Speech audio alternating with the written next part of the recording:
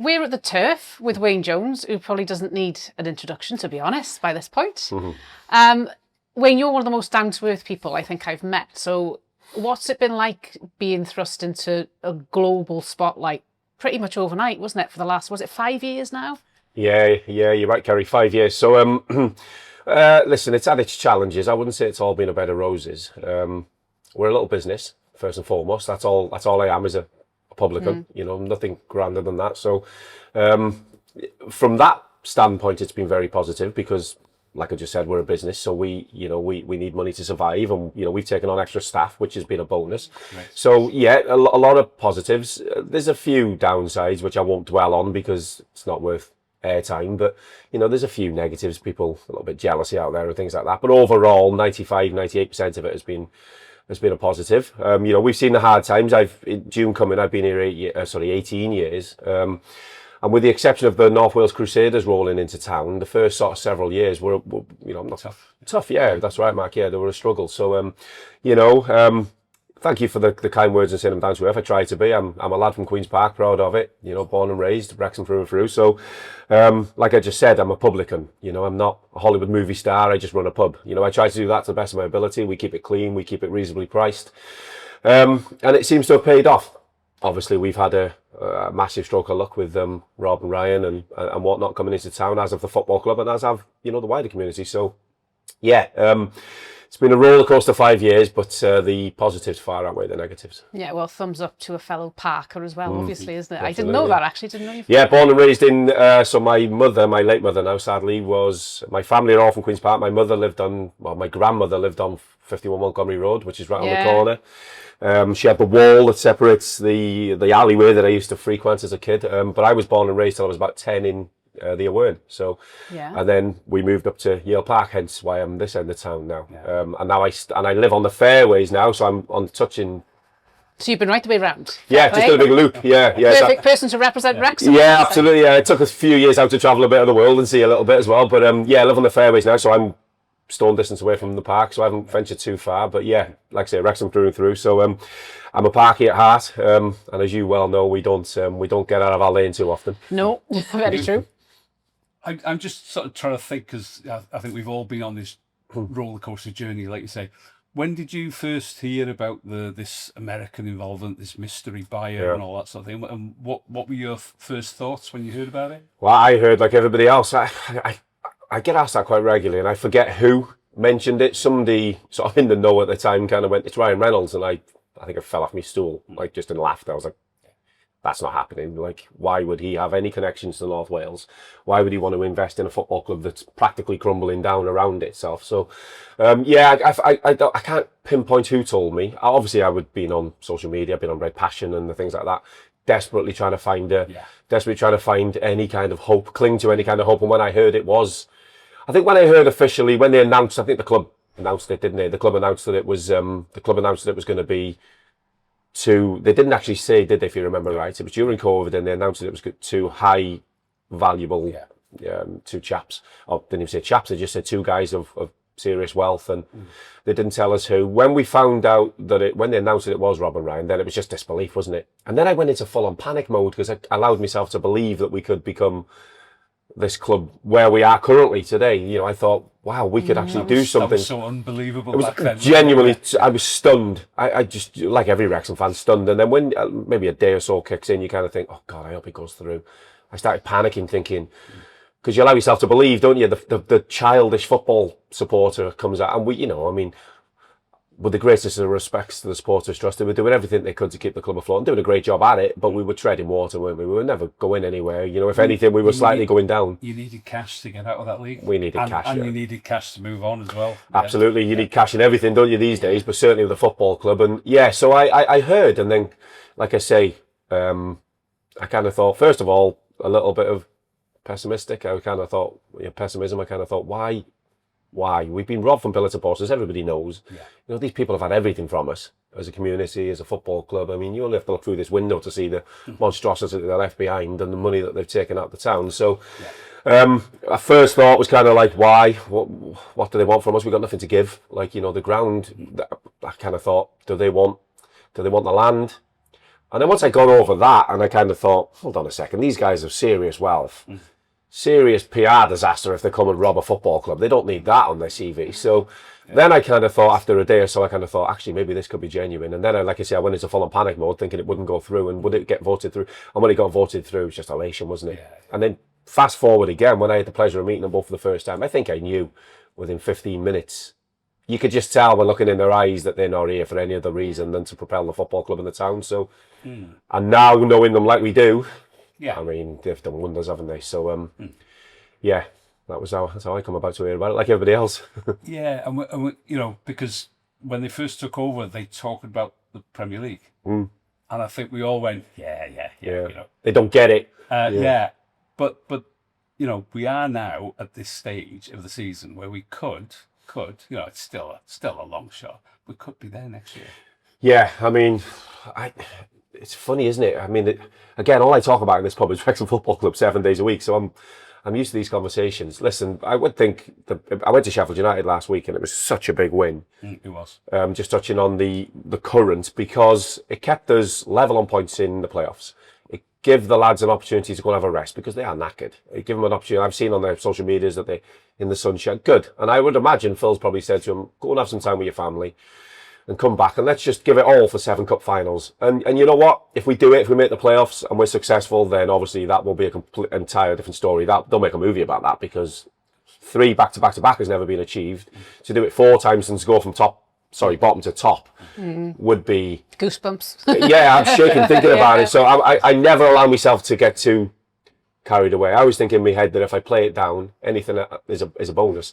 But yeah, I mean, listen, I remember him laughing at Rob and Ryan. Everybody remembers him laughing at Rob and Ryan. You know, the Premier League as they announced it, and everybody kind of went, "These guys are crackers." And I think even the most hardcore of Wrexham supporters would have gone, "It's a lot harder than that, lads." You know, it's not quite that straightforward. What they've done is pretty much everything they said they were going to do. They've hired the best people. So Sean Harvey, Mike Williamson, Fleur for a little while.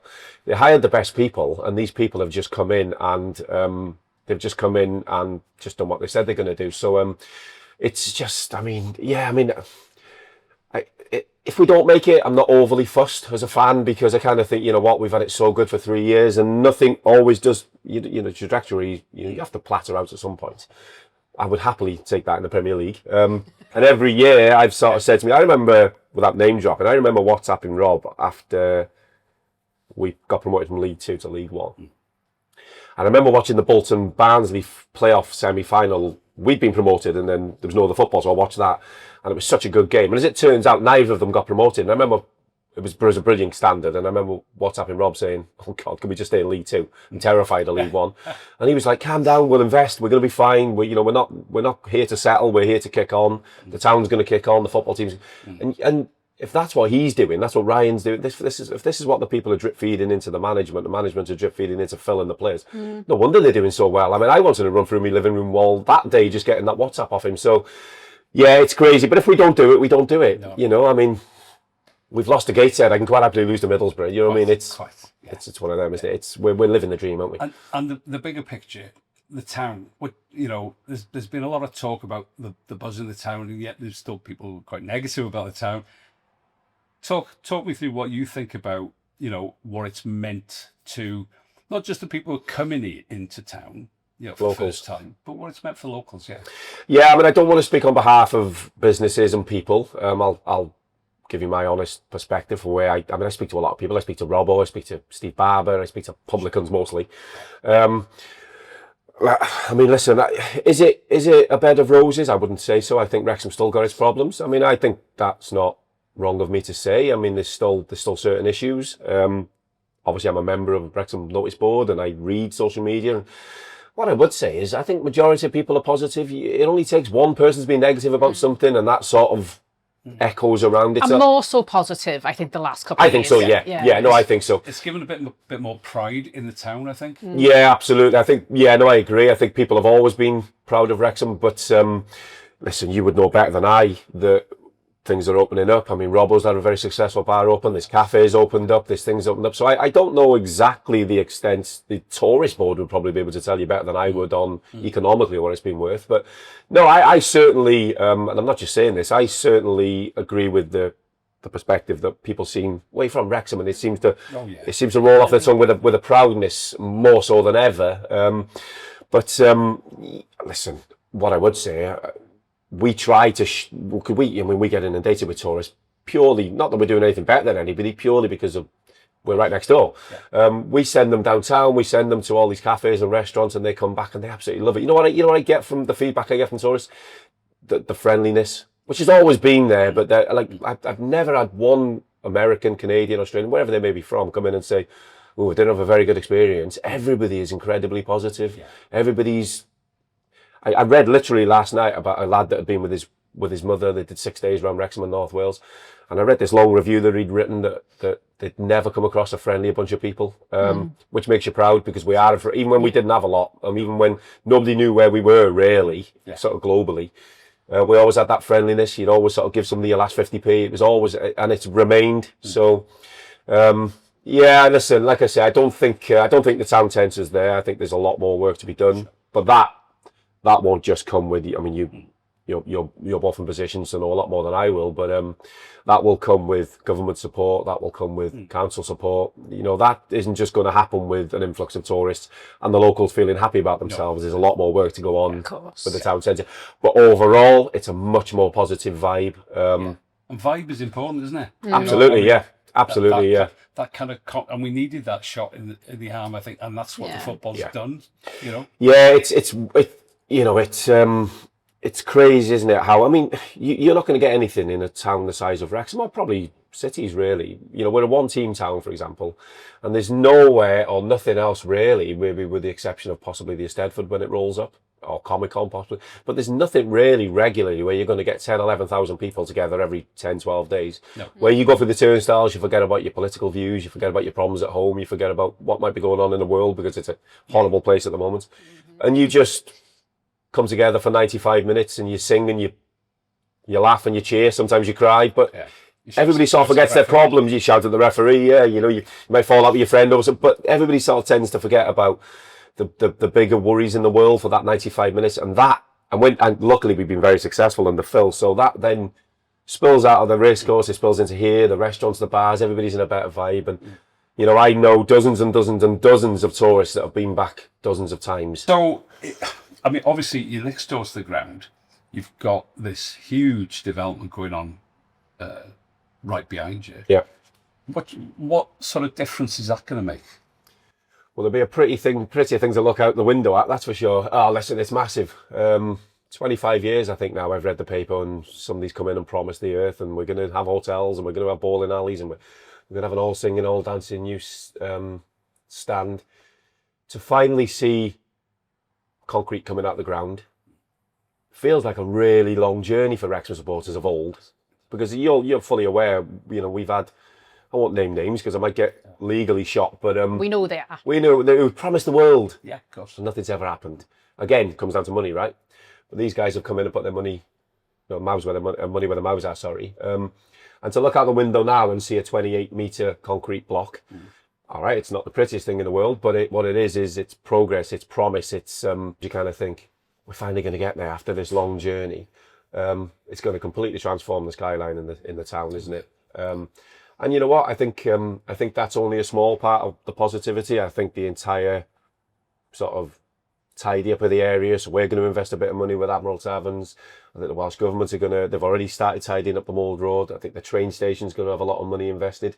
So, and yet people tend to forget, you know, this is what irritates me about the money that's not been invested in Wrexham. Well, this is the gateway into our town. Yeah. This should be the pride of our town. You should drive in and go, wow, not, this looks a little bit run down. This is what frustrates me with the money that's not been invested into North Wales over the years. So finally, to not just see the cop stand built, but just see the regeneralisation of the entire gateway into our wonderful town is going to be positive. And 3, 2, 3, whatever it might be, 2, 3, 4 years from now, you're going to drive in. Not that we weren't proud to drive in, but when you drive in now, tourists, for example, are going to drive in and think, wow, what a statement of a town this is. Yeah, so it's going to have a bit of a wow factor. But just touching on the stands, to from the football perspective, to be able to increase our capacity to 18,000, of which I'm sure we'll sell out. You know, I mean, hopefully we're in the Premier League by then. If we are, then we'll definitely sell out. So it's going to be lovely to look at. I'm so used to looking out the window or driving into our car park and then just seeing an empty an empty bit of land Yeah. on the temporary cot for a couple of years. So to now drive in and, you know, to be able to see this wonderful, and it's going to be iconic, let's not forget, you know, when they release the images, it split opinion. I think people can't, because of the wonky design of it, people kind of, a lot of the feedback was like, I don't like it. And then a few people were like, it's different. I think Wrexham's aim is to, one, have it look really impressive, but if you speak to a fan in Brazil, they'll know that that's Wrexham Football Club. They'll know that it'll stand out. They'll know that it's iconic to our town. They'll know that although it's not authentic Ruab and brick, it's a version of it, and they'll know that, well, we know where that stand is. That's Wrexham Football Club. So it's all about getting the name of the town, getting the name of the football club out there globally. Pretty clever when you think about it. So yeah, it's really, really exciting times. We've been through the hard times as a town, as a football club, and everybody knows that. I'm repeating what everybody spoke about for donkey's years, but to finally see, it just makes you proud, doesn't it? You know, the football club is doing like remarkably well. The women had a remarkable result last night. You know, tell us about last night then. Yeah, well, I took my niece. Really thrilled for them. You know, I wouldn't say I'm the biggest ladies football fan in the world. I wouldn't pretend to be that. I mean, I wish them well. I've not been. I think it's my second ever game, but loved it. Yeah, really did well. Really proud of them. You know, they wear the badge upon their chest with pride, don't they? So they represent Wrexham. They represent Wales. And they were fantastic. And yeah, they were partying here till quite late last night, which is why the pub's a little bit of a mess. Yeah, why not? Yeah, put a lot of graft in. Yeah. Fully deserved, yeah. Really loved it. My niece loved it. It was lovely to see thousands of supporters there. You know, lots of young girls, young boys, lots of children, lots of families having a fantastic afternoon in the sunshine.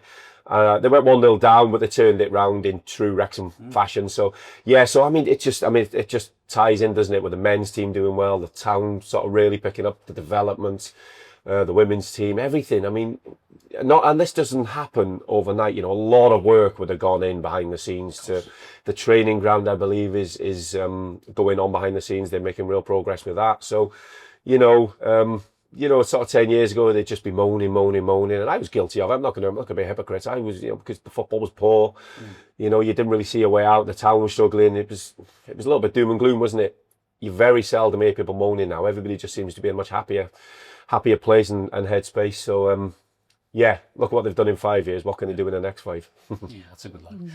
What about this place, though? So you've got plans, you mentioned. What's on the cards then for the next sort of couple of years here? Yeah, Carrie, so obviously we're Admiral Tavern owned. You know, we're just long-term tenants. We're about to hopefully, touch wood, sign another 5-year deal in the coming months. And as part of that 5-year deal, for lots of people that will watch this will know the turf car park. Will know the stretch tent, which we call it the fan zone, but it's a stretch tent with a bar. But it more than does serves its purpose on a game day. You know, so what happens is if we open at 11, by sort of 12:15, as people will know, it's pretty full in here. So that then serves as like an overflow. We'll get 200, 300, 400 people in there. And if it's raining in particular, it's a godsend because you can get a pint, you know, you're right next to the stadium, you're dry, you're warm, we usually have entertainment and things on. But it served its purpose. We don't want to become the poor neighbour next door with this £50-odd million investment for the stadium. So hopefully between ourselves and Admiral Taverns, we'll invest for us a significant amount of money. We'll re-tarmac on the car park, redo all the drains, do the boundary walls, and on top of that we'll spend a good chunk of money building like a new fan zone, so a permanent, brilliant, like box type thing. It won't be millions of pounds worth, but it will be a permanent structure with proper toilets, proper bars, you know, an area where we can do multi-use, so we can divide it and we can do like a christening or an under 12s kids football team can have their events there in the eyeshadow of the new stand. Brilliant. And then it'll open up on game days so we can get 500-600 people. We'll have outdoor areas. Basically it's easier to be able to lock up and clean and use and keep people warm, because, you know, people will stand in the stretch tent, bless them, in November, even when it's freezing cold, to get a pint. When I look at them, we need to invest. We don't want to become the poor neighbour. So we feel like we have an obligation to play our part in enhancing that gateway that I spoke about. Like I say, we don't want an all singing glitzy football stadium and a lovely train area and all the roads done and then the turf letting people down next door. So yeah, a bit of investment going on, touch wood. Talks are we're in advanced talks. We've sort of got provisional green lights for it.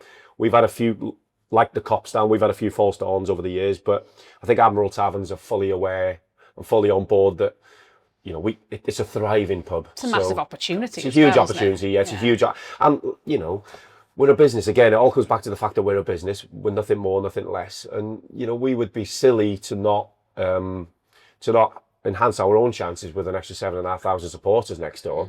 I think people would think less of me if I weren't there to sort of, you know, I mean, I would never take anything off the football club, but we, you know, with this, they're increasing the capacity by what, 42, 43%. We would be silly not to almost jump on board and try and enhance our own chances.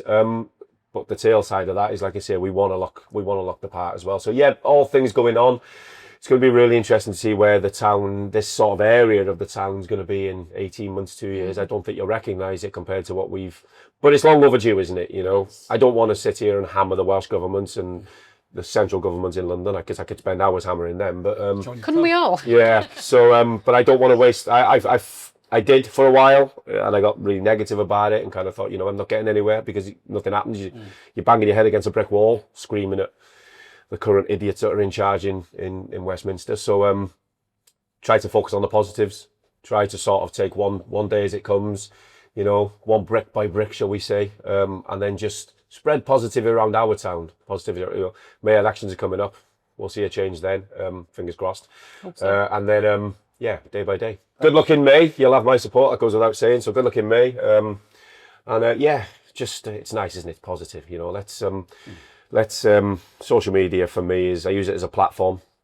It's a bit of a cesspit sometimes. It's hard work. It's ridiculous, you know, yeah. The grief you get on there Yes, is... I've seen some comments aimed at you, yeah, and I shudder. Yeah. You know, I've seen comments at the ladies team last night and I shudder. And I just think, you know what, somebody give me, you know, Ryan of all people, give me some advice. He just said, scroll on. Thick-skinned. You shouldn't have to. But that's the world we live in. You know, it can be a real positive, but it can be a real negative as well. I think it's like you said, you know, that mindset shift in the town though, from, you know, it's Wrexham, we never get, you know, it's gradually changed. Yeah.